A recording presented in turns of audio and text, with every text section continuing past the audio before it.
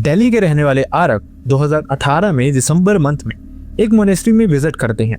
ये मोनेस्ट्री बहुत ही ज्यादा ठंडे एरिया में थी, जहाँ पे टेम्परेचर दिसंबर के दौरान माइनस में ज्यादा था और इसी के चलते वो वहां पे जाना चाहता था, क्योंकि ज्यादा लोग इस ड्यूरिंग वहां नहीं पहुंचे होते थे और जो व्यू था वो स्वर्ग की तरह दिखाई देता था। इसी के चलते वो मोनेस्ट्री के ही एक गेस्ट हाउस में रुकता है। इसके गेस्ट हाउस के सामने ही एक और मोनेस्ट्री की बिल्डिंग थी, जो कि ज्यादातर बंद ही रहती थी क्योंकि सर्दियों के दिन थे और लोग भी काफी कम थे वहां पे। लेकिन रात के समय लगभग 2:40 के आसपास वो एक मोटी जैकेट पहन के टेरेस पे जाता है ताकि वो मिल्की वे शूट करे, क्योंकि मौसम काफी साफ हुआ था उस दौरान। हालांकि नीचे काफी बर्फ गिरी हुई थी। अचानक से उसने देखा कि उसका जो गेस्ट हाउस था उसके सामने वाली जो मोनेस्ट्री की बिल्डिंग थी, उसका जो टॉप फ्लोर था उसकी एक विंडो खुली थी। अब आप खुद ही सोचिए, सर्दियों के दिन है, माइनस में टेम्परेचर है, तो रात के समय कोई इंसान अपने कमरे की खिड़की क्यों खुली छोड़ेगा। लेकिन असली भयानक चीज इसके बाद होनी शुरू होती है। वो देखता है कि सामने एक दिया जला हुआ उसको नजर आ रहा था। वो अपना कैमरा लेके गया था, वो लेंस को जूम करना शुरू करता है और जैसे ही जूम करके देखता है उसके होश उड़ जाते हैं। एक परछाई थी जो कि अजीब सी लग रही थी देखने में, और वही इस दिए के आगे बैठी हुई थी। लेकिन चीजें यहाँ पे खत्म नहीं होने वाली थी, बल्कि यहीं से शुरू होने वाली थी। आरव के साथ इसके बाद जो कुछ भी हुआ वो सुन के आपके रोंगटे खड़े हो जाएंगे। बर्दो बुद्धिज्म में एक टर्म मानी जाती है। ऐसा माना जाता है कि ये एक ट्रांजिशन पीरियड होता है, मतलब एक स्टेट से दूसरी स्टेट में ट्रांसफर होने का। इसको 49 डेज से भी मेजर किया जाता है। ऐसा माना जाता है कि एक इंसान जब मर जाता है और उसके बाद उसका जो रीबर्थ होता है उसमें 49 डेज का गैप होता है। लेकिन क्या हो अगर किसी इंसान की आत्मा इसी गैप में फंस के रह जाए तो? आज का इंसिडेंट आपको कुछ इसी तरह का बताने वाला है, तो चलिए शुरू करते हैं। Hi and welcome back everyone. First of all thank you so much हमारी वीडियोस को इतना प्यार देने के लिए। आपका प्यार इसी तरह से मिलता रहेगा तो वीडियोस भी इसी तरह से आती रहेंगी। बस अपना प्यार इसी तरह से बनाए रखना। वीडियोस पसंद आती हैं तो वीडियोस को लाइक करना ना भूलें, हाइप करना ना भूलें, और साथ ही अगर चैनल को सब्सक्राइब किया है तो बेल आइकन प्रेस करके ऑल पे क्लिक करना बिल्कुल भी ना भूलें। और कमेंट सेक्शन में अपनी सिटी, स्टेट या फिर कंट्री का नाम जरूर लिखें, क्योंकि इससे हमें बहुत ही ज्यादा मोटिवेशन मिलती है। अपना इंसिडेंट किस तरह से शेयर करना है ये जानने के लिए आपको वीडियो के एंड का इंतजार करना पड़ेगा। अब बढ़ते हैं इंसिडेंट की तरफ। आज का इंसिडेंट हमारे साथ शेयर किया आरव नाम के एक इंसान ने। आरव दिल्ली के रहने वाले हैं और उन्होंने बताया 2018 में वो इस मोनेस्ट्री में आए हुए थे। मोनेस्ट्री इंडिया की ही है, लेकिन मैं भी इस मोनेस्ट्री में नहीं गया हूँ, इसके चलते मैं नाम शेयर नहीं कर सकता। लेकिन एक इंसिडेंट है जो सब्सक्राइबर का आया है, मैं आप तक पहुंचाना चाहूंगा। उन्होंने बताया ये जो मोनेस्ट्री है ये काफी हाइट पे है, एक ठंडा एरिया जो दिन में देखने में तो स्वर्ग लगता है, लेकिन रात होते ही सब कुछ भयानक सन्नाटे में बदल जाता है। दूर दूर तक आपको कोई इंसान नहीं दिखाई देता, और अगर आप बाहर अकेले निकल जाओ तो अगर कुछ ना भी हो रहा हो तो भी आपको डर लगना महसूस हो जाएगा। उन्होंने बताया ये जो मोनेस्ट्री है ये लगभग 1000 साल पुरानी है। इसके 3 अलग अलग बिल्डिंग्स है और तीनों के 3 फ्लोर्स हैं। इसके अलावा उन्होंने कुछ और भी चीजें बताई। ये बताया कि इस मोनेस्ट्री में टोटल 108 कमरे हैं, लेकिन कुछ लोगों का मानना ये भी है कि ये जो 108 कमरे हैं ये अक्सर रात को 109 हो जाते हैं एक स्पेसिफिक टाइम पे, 3:33 पे। वो क्यों होते हैं और क्या भयानक चीज इसके पीछे हो सकती है, आगे जानते हैं। उन्होंने बताया 2018 में उनको इस मोनेस्ट्री के अराउंड की विंटर कवर करनी थी। बहुत सारे फोटोग्राफर जो हैं वो जाया करते हैं इस मोनेस्ट्री के अराउंड, टूरिस्ट नहीं, सिर्फ और सिर्फ फोटोग्राफर, ताकि वो इस मोनेस्ट्री को कवर कर सके, इसके सराउंडिंग को कवर कर सके। आरव का भी यही प्लान था। इसी के चलते 2018 के दिसंबर मंथ में वो इस मोनेस्ट्री में पहुंचते हैं। उनका प्लान था मोनेस्ट्री के आसपास ही कहीं कमरा मिल जाए रुकने के लिए। जैसे ही वो अंदर पहुंचते हैं देखते हैं मोनेस्ट्री के अंदर 25 से 30 मॉन्क्स थे और इसके अलावा 4-5 केयरटेकर भी थे। ज्यादा लोग नहीं थे वहां पे, चीजें काफी हद तक स्टेबल ही थी। जब वो पूछते हैं इन्हीं लोगों से कि उनको रहने के लिए क्या मिल सकता है, वो मोनेस्ट्री को कवर करना चाहते हैं, तो उनको बताया जाता है मोनेस्ट्री का एक गेस्ट हाउस है और वहां पे आउटसाइडर्स को रुकना अलाउड भी है, क्योंकि ये टूरिस्ट का सीजन नहीं था। इसी के चलते वहां पे उनको ये कमरा सस्ते में भी मिल जाता है। वो कंफर्टेबली वहां पे शिफ्ट करते हैं। सब कुछ बहुत इजी था, आसान था और नॉर्मल भी था। उन्होंने बताया ये कमरा लकड़ी का था, अंदर बुखारी भी लगी हुई थी, जिसकी वजह से टेम्परेचर काफी हद तक स्टेबल भी रहता था। लेकिन बाहर का टेम्परेचर -22 से 25 डिग्री तक जाता था। और इसी के चलते अगर आप रात के समय बाहर निकलो तो आपकी जो उंगलियां हैं वो फ्रीज होनी शुरू हो जाती हैं। उन्होंने बताया इसी दौरान रात को वो वहां पे रुके हुए थे, लेकिन जो मॉन्क्स के हेड थे जिनकी उम्र तकरीबन 70 साल की थी, उन्होंने आरव को बताया कि बेटा रात 9 बजे के बाद बाहर मत ही निकलना, क्योंकि उस दौरान बाहर तुम्हें कोई मॉन्क भी नहीं मिलेगा, केयरटेकर भी नहीं मिलेगा, लेकिन इसके अलावा तुम्हें ऑक्सीजन की भी कमी महसूस होगी और साथ ही बाहर का एरिया थोड़ा सेफ भी नहीं है। उस दौरान जानवर भी हो सकते हैं जो तुम्हें हार्म पहुंचा सकते हैं और शायद कुछ और चीजें भी। अब यहाँ पे आरव को ये चीजें मजाक लगी थी कि जानवर तक तो सब कुछ ठीक है, लेकिन और चीजों से इनका क्या मतलब हो सकता है। उसको लगा शायद उन्होंने मजाक ही किया होगा। अब यहाँ पे तो आरव ने इनकी बात मान ली थी। वो रात को अपने कमरे में ही रुका था, लेकिन उसका जो मेन फोकस था वो तो उसी मिल्की वे को शूट करने में था, जो कि उसको रात को बहुत साफ और बहुत क्लीन दिखाई देना था। लेकिन जाते जाते आरव ने ये जो हेड थे उनको एक बात जरूर कही। उसने कहा कि उनको भूत प्रेतों से डर नहीं लगता, वो दिल्ली से है, उसकी फैमिली पूजा पाठ में बहुत ज्यादा इन्वॉल्व है। सामने से जो मॉन्क थे उन्होंने भी हंस के ही आरव को कहा, क्योंकि वो सिचुएशन को ज्यादा सीरियस बनाना नहीं चाहते थे। उन्होंने कहा कि बेटा मैं भूत प्रेतों की बात नहीं कर रहा, मैं बर्दों की बात कर रहा हूँ। बर्दो जो कि इस जन्म और अगले जन्म के बीच में अटक के रह जाते हैं। आरव को ये बात समझ नहीं आई थी, इसीलिए उसने ज्यादा एक्सप्लेनेशन भी नहीं मांगी। खैर इसके बाद आरव अपने कमरे में चला जाता है। रात को 9:15 के आसपास वो सो भी जाता है, लेकिन उसने अलार्म रखा था 1:40 का, क्योंकि वो चाहता था रात को, जैसा मैंने आपको बताया, मिल्की वे का एक टाइम लैप्स लेना। खैर जैसे ही समय होता है आरव की नींद खुलती है। उठने का मन तो नहीं कर रहा था, लेकिन कहीं ना कहीं जानता था कि उसके यहाँ आने का पर्सपेक्टिव एक ही है, यही मिल्की वे शूट करना, यही टाइम लैप्स शूट करना। इसी के चलते वो अपने शरीर को जितना ज्यादा हो सकता था कवर करता है और उसके बाद अपने गेस्ट हाउस की छत पे जाता है। वहां से टाइम लैप्स को शूट करना शुरू कर देता है, कैमरा सेट कर देता है। लेकिन इतने में ही उसने कुछ अजीब नोटिस करना शुरू किया। उसने देखा कि सामने जो मोनेस्ट्री की बिल्डिंग थी जहां पे उनके स्टूडेंट्स ही रहा करते थे, उसी के टॉप फ्लोर पे एक खिड़की खुली हुई थी। अब जैसा मैंने आपको बताया, कोई भी इंसान शॉक्ड होगा अगर इतने ठंड के मौसम में भी कोई खिड़की खुले देखेगा और ऊपर से उसके अंदर से खिड़की के पास से ही एक रोशनी, ऐसा लग रहा था अंदर किसी ने दिया जलाया है। आरव ने शुरू में इग्नोर ही किया कि हो सकता है इंटेंशनली खुली छोड़ी हो सकता है वहां पे कोई रहा ना हो और ये खिड़की खुली रह गई हो। लेकिन जो बहुत सारे डाउट्स थे वो कहीं ना कहीं उसके दिमाग को हिला रहे थे कि आखिरकार अंदर रोशनी क्यों है, एक बार तो उसको देख लेना चाहिए। अब आरव ने ये टाइम लैप्स बंद किया। कैमरा में रिकॉर्डिंग उसने और नहीं की, बस जूम लेंस से जूम करके देखने की कोशिश की कि आखिरकार ये सब कुछ हो क्या रहा है और इतनी ठंड में ये खिड़की खुली क्यों है। लेकिन इससे पहले आरव जूम करके देखे, उसके दिमाग में एक और बात आती है जो कि एक मॉक ने उसको बताई थी एंटर करते हुए। उसने बताया था कि ये वाला जो पार्ट था मोनेस्ट्री की, ये वाली जो बिल्डिंग थी, ये सर्दियों के दिनों में बंद कर दी जाती थी। इसके सारे कमरे लॉक्ड ही रहते थे। अब फिर से उसको अजीब लगना शुरू होता है कि आखिरकार फिर ऊपर वाले फ्लोर में कौन हो सकता है, लाइट किसने जलाई। जैसा मैंने आपको बताया, उसने कैमरा लिया था, उसको जूम करना शुरू करता है और जैसे ही जूम करके अंदर देखता है तो खिड़की के पास ही उसको एक परछाई सी दिखती है बैठी हुई। क्योंकि इतना उसने जूम किया था, हल्का सा लेंस ब्लर भी हो गया था। लेकिन इसके अलावा इस परछाई के हाथ में एक माला थी जो कि हिलती हुई उसको नजर आ रही थी। अब परछाई है जो कि क्लियर नहीं दिख रही, लेकिन माला हल्की हल्की फिर भी क्लियर दिख रही है। इससे भी अजीब बात ये थी कि इस माला को रोटेट होने की आवाज भी नीचे तक आ रही थी। इतना दूर था वो, लगभग 40 मीटर्स के आसपास की दूरी थी, लेकिन फिर भी आवाज सुनाई दे रही थी -25 डिग्री सेल्सियस में। अब आरव समझ नहीं पा रहा था, लेकिन इस मोमेंट पे इंसान को क्यूरियोसिटी तो हो जाती है कि आखिरकार हो क्या सकता है। इसी के चलते आरव फटाफट से नीचे जाता है, बाहर जाके देखने की कोशिश करता है, लेकिन जो मॉब्स के हेड थे वो वहीं पे बैठे हुए थे। इसी के चलते सीधा आरव उनसे पूछ लेता है कि सामने वाला जो कमरा है ऊपर वाले फ्लोर का, उसमें रोशनी दिख रही है, वहां पे कौन है? आपने तो बताया था वहां पे कोई नहीं होता। लेकिन जो मॉन्क्स के हेड ने उनको बताया, वो सुन के आरव चुपचाप ही अंदर आ गए। उन्होंने कहा कि बेटा असल में वो 108 नंबर कमरा है और उस कमरे में कोई भी नहीं जाता, बेहतर होगा तुम भी ना जाओ। अब ये जो बात थी ये कहीं ना कहीं बहुत सारे क्वेश्चन छोड़ रही थी, लेकिन आरव ने बताया ये जो सामने वाला इंसान था, इनके चेहरे के जो एक्सप्रेशंस थे वो बता रहे थे कि कुछ गड़बड़ है। वो थोड़े घबराए से लग रहे थे, ऐसा लग रहा था कि उन्होंने कुछ ऐसा सुना है आरव से जो उनको नहीं सुनना चाहिए था।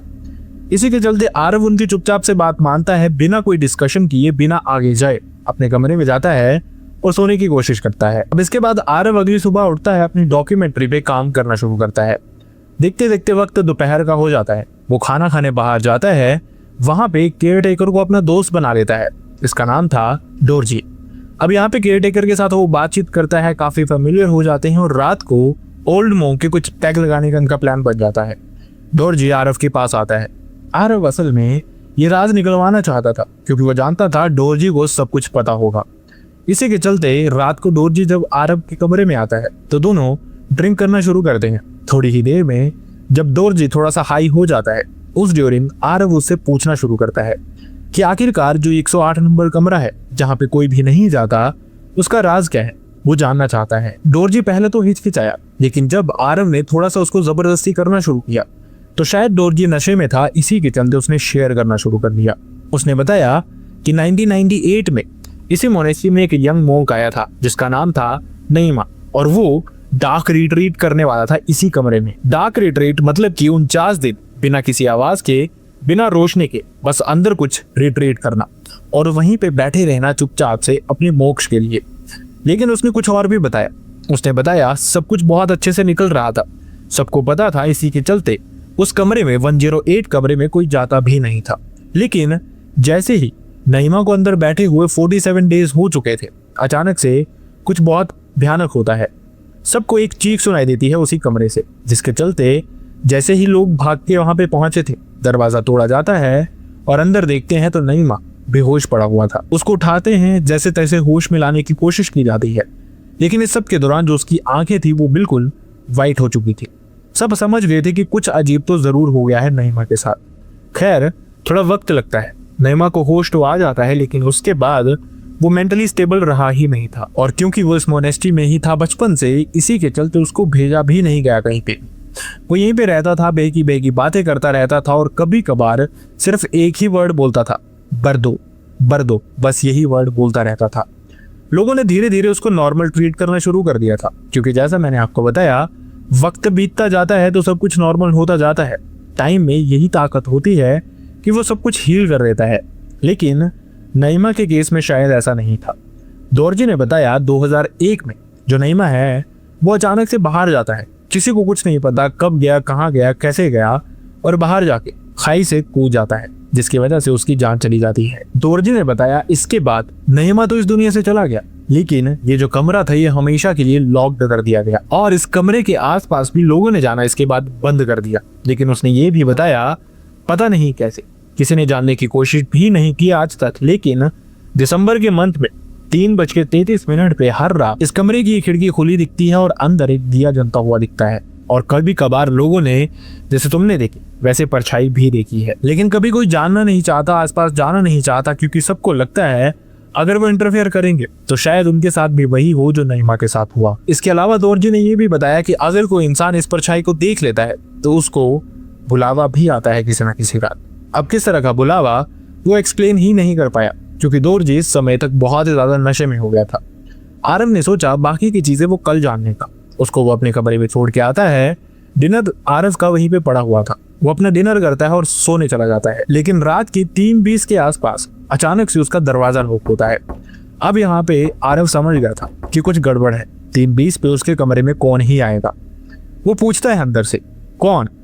सामने से आरव बहुत शॉक्ड था, क्योंकि उसको अपनी ही आवाज सुनाई देती है, जिसमें वो उसको कह रहा था कि आरव उठ, छत पे कैमरा पड़ा हुआ है और बाहर बहुत बर्फ गिर रही है। आरव जैसे ही होश में आता है उसके होश उड़ जाते हैं। आरव यूं तो होश में आ रहा था, लेकिन उसके होश उड़ चुके थे ये आवाज सुन के, क्योंकि उसकी अपनी ही आवाज जो उसको ये कह रही थी कि कैमरा ऊपर है, उठा ले। हालांकि आरव का फोन उसके पास था, उसका कैमरा भी उसके पास था, और वो जानता था कि ये कोई और ही चीज है, कहीं ये बुलावा तो नहीं है। और आरव ने इसके बाद दरवाजा नहीं खोला। ये दरवाजा इसके बाद भी ठक ठक होती रही इस पे, लेकिन आरव अपने बिस्तर पे लेटा रहता है। लगभग 1 से 1.5 मिनट के अंदर ये आवाज बंद हो जाती है। आरव ने दरवाजा फिर भी नहीं खोला। वो सो जाता है, क्योंकि वो जानता था उसको सुबह का इंतजार करना है। सुबह वो जैसे उठता है, दरवाजा खोलता है, वो शॉक्ड था। उसके दरवाजे के बाहर नंगे पाँव के निशान थे, और ज्यादा शॉकिंग चीज ये थी कि निशान सिर्फ एक ही पाँव का था, आने का, जाने का भी नहीं था। और नंगे पाँव कोई चलता नहीं था वहां पे बर्फ पे। वो समझ गया था चीजें और भी ज्यादा भयानक होती जा रही हैं, लेकिन वो जानता था उसको बस एक दिन और रुकना है, अपने काम पे फोकस करना है और उसके बाद यहाँ से निकल जाना है। हो सकता है ये मोमेंट उसकी लाइफ में इसके बाद ना है। और इस बार तो आरव के पास एक टॉपिक था, 108 नंबर कमरा। वो रात होने का इंतजार करता है। जब सब सो चुके थे वो अपना कैमरा छत पे लेके जाता है, उसको जूम करता है, 108 नंबर कमरे पे जूम करके छोड़ देता है। रात को लगभग 2 बजे के आसपास वो कैमरा लगा देता है, उसको ऊपर से कवर कर देता है और नीचे अपने कमरे में सोने चला जाता है। वो इंतजार कर रहा था सुबह का, लेकिन सुबह का इंतजार उससे हो नहीं रहा था। इसी के चलते उसकी नींद खुलती है लगभग 4 साढ़े 4 बजे के आसपास। वो उठता है और वक्त देखता है। वो समझ गया था जो शॉट उसको चाहिए है वो उसको अभी तक मिल चुका होगा। इसी के चलते वो जल्दी से छत पे जाता है। एक डाउट उसके दिमाग में ये भी था कि अगर कोई सुबह उठ के उसका कैमरा देख लेगा तो समझ लेगा कि इंटेंशनली इसने 108 नंबर कमरा ही शूट किया है। इसी के चलते उसकी नींद खुलती है। वो जाता है ऊपर और अपना दरवाजा खोल के कैमरा वापस ले आता है। शॉर्ट्स देखना शुरू करता है अपने लैपटॉप में, और जो देखा उसने वो देख के उसके रोंगटे खड़े हो गए। रात के लगभग 3:31 के आसपास ये खिड़की खुलती है और अंदर एक दिया जल रहा था। लेकिन इसके अलावा इस 108 नंबर कमरे का दरवाजा भी खुलता है। उसने देखा एक मोंक अंदर से निकलता है जिसका सर मुड़वाया हुआ था, लेकिन उसका जो चेहरा था वो काफी हद तक आरव के जैसा ही था, फेमिलियर था, और वो ये देख के बहुत बुरी तरह से डर चुका था। यहाँ पे जो चीजें आरव के साथ हो रही थी वो सुनने में थोड़ी सी फिल्मी लग सकती हैं, लेकिन इमेजिन कीजिए जो इंसान रियलिटी में ये चीजें देख रहा हो। आरव ने बताया कि कमरा खुलता है और उसके बाद उसको पता नहीं चला, उसका जो लेंस था उसमें थोड़ा सा जूम होके उसको बस एक चेहरा दिखता है, आंख दिखती है जो कि आरव के जैसे ही दिख रही थी। ऐसा लग रहा था जो एंटिटी थी, जो बर्दो था, जो इंसान था, जो कुछ भी था वो एकदम से वहां से 108 नंबर कमरे से निकल के 40 मीटर दूर से कैमरा के आगे सामने आके खड़ा हो गया हो, और सामने आके अपनी फिंगर कैमरा पे पॉइंट करते हुए कहता है कि 109 नंबर कमरा तुम्हारा इंतजार कर रहा है, तुम आओगे तो वो कमरा भर जाएगा। और उसके बाद स्क्रीन एकदम से ऑफ हो जाती है। अब आरव ये देख के डर गया था। वो फटाफट से जो मॉन्क के हेड थे उनके पास पहुंचता है, वहां पे जाके उनको फुटेज दिखाने की कोशिश करता है, लेकिन कार्ड बार बार करप्टेड ही दिखा रहा था। आखिरकार वो इस फुटेज को, इस रियलिटी को कैसे उनसे इंट्रोड्यूस कर सकता था। आरव ने बताया जो मंजर उसके साथ हुआ था वो एक्सप्लेन सबको कर रहा था, लेकिन विश्वास किसी को नहीं हो रहा था। जो मनुष्य के हेड थे उन्होंने ये बातें तो सुनी, लेकिन विश्वास नहीं कर पा रहे थे, क्योंकि आधी चीजें तो वो जानते थे लेकिन आधी चीजें फिल्म में लग रही। आरव इसके बाद रुकना नहीं चाहता था। अगले ही दिन वो टैक्सी लेता है, अपने घर दिल्ली की तरफ निकल जाता है। उसने बताया दिल्ली पहुंचने के बाद भी उसको रात भर अजीब सा महसूस होता था, जैसे कि कोई है जो उसको घूरता रहता है। और इससे भी अजीब बात उसने ये बताई कि जो दिसंबर का मंथ था, जो बाकी का निकलने वाला था, वो उसको दिल्ली में भी बहुत अजीब लग रहा था, क्योंकि कभी कभार उसको ऐसा लगता था उसकी खिड़कियां कोई नॉक कर रहा है। और इसके अलावा दिल्ली में सर्दी होती है, लेकिन इतने नहीं कि आपकी खिड़कियां जमना शुरू हो जाएं, उन पे बर्फ दिखे। लेकिन जब आरव उठता था तो उसको कभी कभार अपनी खिड़कियों पे बर्फ नजर आती थी। यहाँ पे आरव को एक बात याद आई जो कि मनुष्य के स्मोक ने कही थी। उन्होंने कहा था कि जो बर्दो होता है इसको एक घर चाहिए होता है रहने के लिए। अगर उसने तुम्हें देख लिया तो समझ लो तुम ही उसका घर हो। आरव को लग रहा था कहीं वो पोजेस्ड नहीं हो गया है इस बर्दो चीज से। इसी के चलते वो आसपास ढूंढना शुरू करता है, कहाँ मोनेस्ट्री मिल सकती है, कहाँ कोई अच्छा मॉक मिल सकता है, और उनके पास वो जाता है, ये सारी सिचुएशन बताता है। वो उसका शुद्धिकरण करते हैं, जिसके बाद आरव ने बताया चीजें धीरे धीरे बेहतर होनी शुरू हुई। लेकिन उन्होंने वार्न भी किया कि अगर इस तरह की चीज के बारे में पता चलता है तो कोशिश करो अगली बार से इस चीज को अवॉइड करने की, क्योंकि आप जितना आगे जाते हैं चीजों में उतना ही आपकी क्लोज आती जाती हैं, और अगर आप कहीं दोनों अटैच हो जाओ तो निकालना बहुत मुश्किल हो जाता है। आरव की किस्मत अच्छी थी कि सिर्फ वो एक इन्फ्लुएंस लेके आया था बर्दो का अपने साथ, बर्दो उसके साथ नहीं आया था। आई रियली होप आपको हमारी वीडियोस पसंद आती हैं, एंड आई रियली होप आपको हमारी वीडियो से कुछ सीखने को भी मिलता है। वीडियोस अगर पसंद आती हैं तो वीडियोस को लाइक करना ना भूले, हाइप करना ना भूले, और साथ ही कमेंट सेक्शन में अपनी सिटी, स्टेट या फिर कंट्री का नाम लिखना बिल्कुल भी ना भूले, क्योंकि इससे हमें बहुत मोटिवेशन मिलती है कि हमारी ऑडियंस कितना दूर दूर से हमें देख रही है। साथ ही अपने सजेशंस भी आप हमें कमेंट सेक्शन में बता सकते हैं। And last but not the least, मैं चाहता नहीं लेकिन अनफॉर्चुनेटली अगर आप में से किसी के भी साथ इस तरह का कोई भी इंसिडेंट हुआ है, आपके साथ, आपके किसी रिलेटिव, नॉन, भाई बहन, फ्रेंड या फिर नेबर के साथ, जो आप चाहते हैं मैं यहाँ पे नरेट करूँ, लोगों तक पहुँचाऊँ, जिससे लोगों को कुछ सीखने का मौका मिले, तो आप मेरी मेल आईडी या फिर इंस्टाग्राम पे मुझसे शेयर कर सकते हैं। दोनों का लिंक आपको मेरे डिस्क्रिप्शन बॉक्स में मिल जाएगा। और वीडियो अगर आप फेसबुक पे देख रहे हैं तो आप अपने इंसिडेंट हमें DM भी कर सकते हैं। आप सब अपना ध्यान रखें, see next time next video, bye bye.